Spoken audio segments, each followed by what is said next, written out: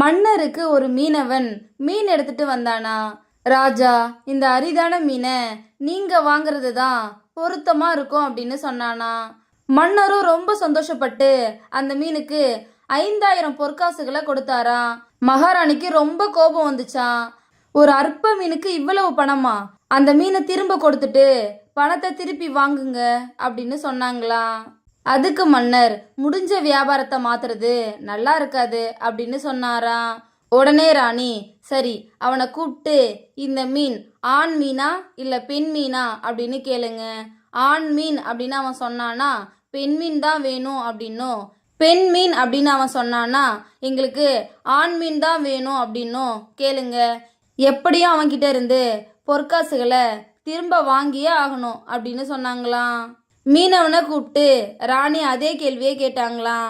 மீனவன் உஷாரா, மகாராணி இது ஆணும் இல்லை பெண்ணும் இல்லை, ரெண்டோட குணங்களும் இருக்கிற அதிசய மீன், அதனால தான் நான் இதை மன்னருக்கு கொண்டு வந்தேன் அப்படின்னு பதில் சொன்னானா. இந்த பதிலை கேட்டு சந்தோஷப்பட்ட மன்னர் மறுபடியும் 5000 பொற்காசுகளை கொடுத்தாரா. அப்போ அதுல இருந்த ஒரு காசு தரையில விழுந்து ஒடிச்சான். மீனவனும் அதை தேடி எடுத்தானா.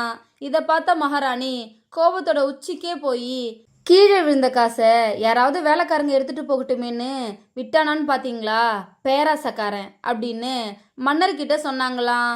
இதை கேட்ட மீனவன் நிதானமா திரும்பி, நான் பேராசையில அதை எடுக்கல மகாராணி, அந்த நாணயத்துல மன்னரோட உருவம் இருக்கு, யாராவது அதை தெரியாம மிதிச்சிட்டா கூட என்னால தாங்கிக்க முடியாது அப்படின்னு சொன்னானா. இதனால இன்னும் சந்தோஷமான மன்னர் இன்னொரு 5000 பொற்காசுகளை கொடுத்தாரா. இப்போ மகாராணி எதுவுமே பேசாம அமைதியா இருந்தாங்களாம். இதோட அந்த கதை முடிஞ்சிருச்சு.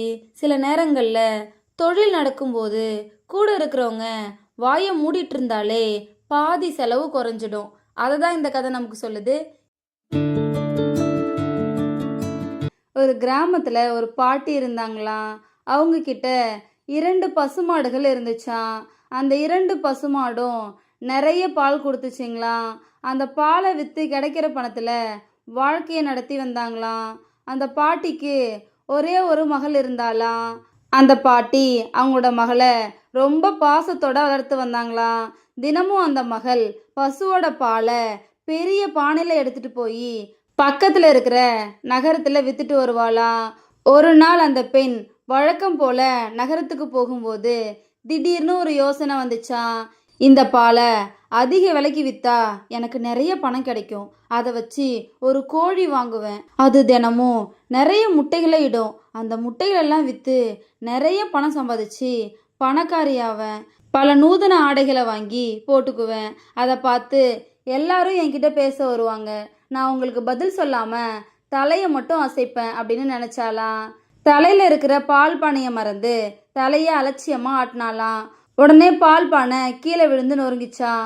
பால் முழுக்க சிந்தி வீணா போச்சான். இதை பார்த்த பெண் தன்னோட முட்டாள் எண்ணத்தால ஏற்பட்ட விளைவை நினைச்சு ரொம்ப வருத்தப்பட்டாலாம். அழுதுகிட்டே வீட்டுக்கு போனாலாம். நடந்த எல்லாத்தையும் கேட்ட பாட்டி தன்னோட மகளுக்கு ஆறுதல் சொன்னாங்களாம். எப்போதுமே நம்ம செய்யற வேலையில கவனமா இருக்கணும் அப்படின்னு சொன்னாங்களாம். அந்த மகளும் அன்னையில இருந்து அலட்சியமான எண்ணங்களை விட்டுட்டு தன்னோட வேலையில கவனமா இருந்தாலாம். இதோட இந்த கதை முடிஞ்சிச்சு.